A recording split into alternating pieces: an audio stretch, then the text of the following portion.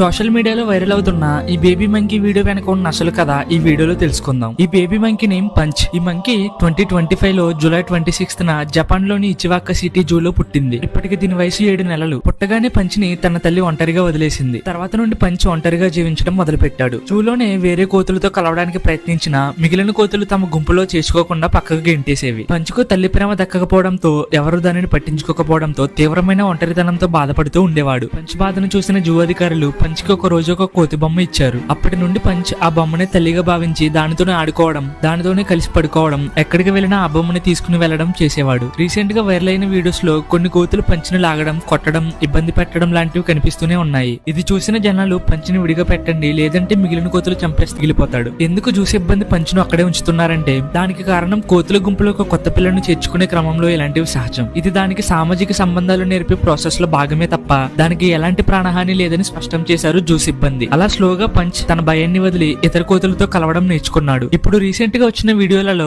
ఒక పెద్ద కోతి పంచ్ను దగ్గరికి తీసుకుని ఆత్మీయంగా హత్తుకుని పంచ్ను ప్రేమగా నిమరడం చేస్తుంది. కోతుల భాషలో ఇలా నిమరడం అంటే నిన్ను మా కుటుంబంలో ఒకటిగా అంగీకరిస్తున్నాము అని అర్థం. ఇప్పుడు పంచ్ తన తోటి కోతులతో ఆడుకుంటూనే తనకి ఇష్టమైన బొమ్మను కూడా తన దగ్గరే ఉంచుకుంటూ హ్యాపీగా ఉన్నాడు. తల్లి లేని లోటును ఒక ప్రాణం లేని బొమ్మలో చూసుకుని ఇప్పుడు నెమ్మదిగా తన తోటి కోతుల మందలో ఒక కుటుంబ సభ్యుడిగా మారుతున్న ఒక అద్భుతమైన జంతు జీవన పోరాటమే ఈ వైరల్ వీడియో వెనక ఉన్న నిజం. ఇదే పంచ్ జీవిత కథ. మరిన్ని వీడియోస్ కోసం ఛానల్ ని సబ్స్క్రైబ్ చేసుకోవడం మాత్రం మర్చిపోకండి.